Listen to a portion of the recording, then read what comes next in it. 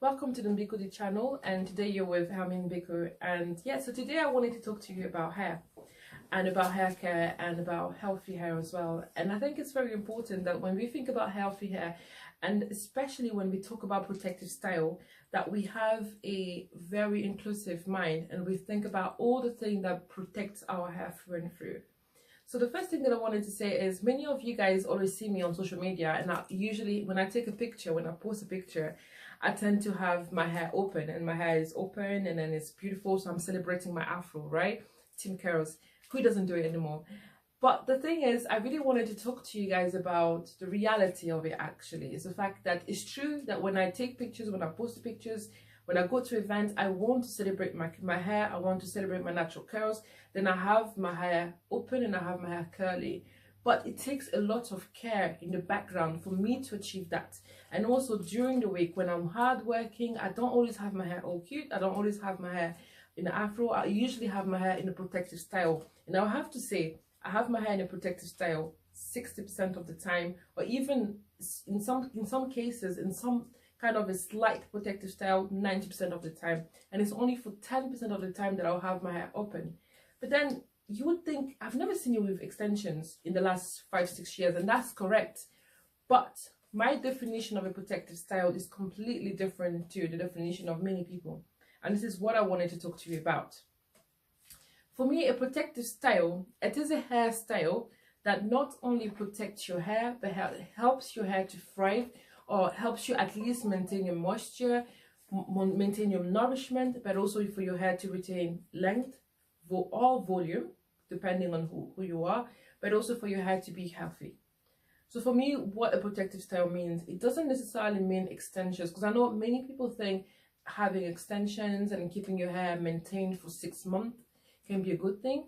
Well, it has pros and cons.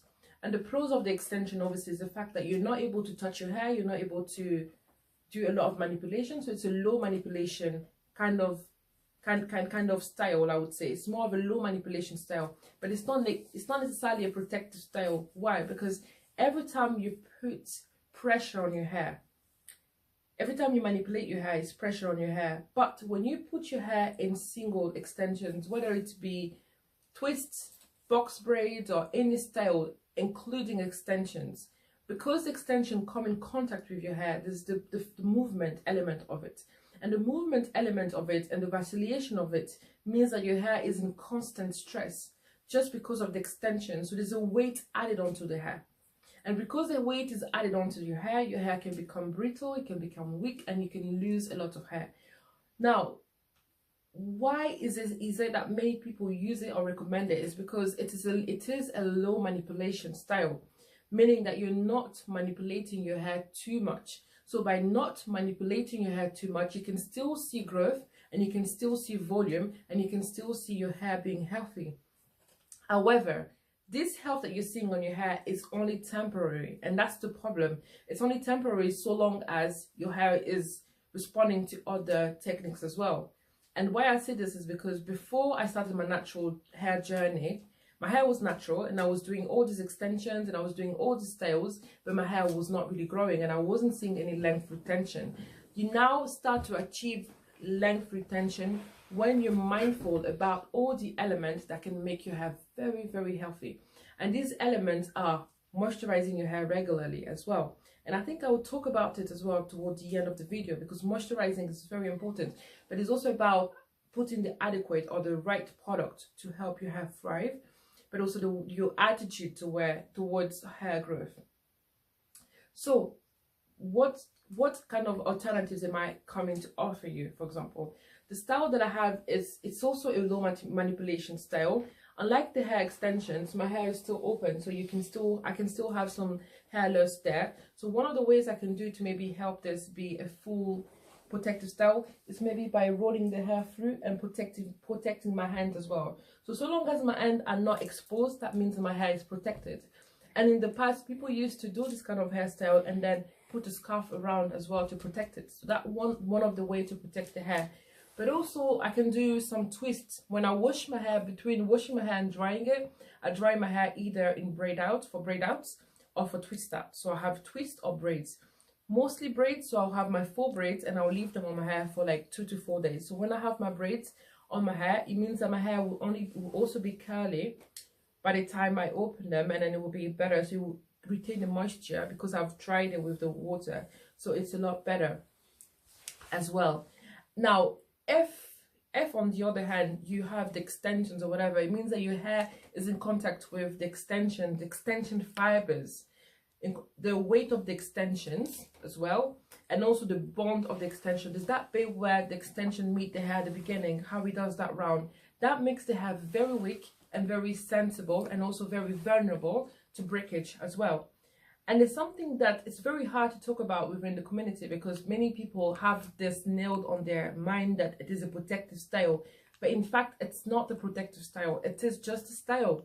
It's just a style. And it's lovely and it's beautiful by all means. But just remember, it's just a style.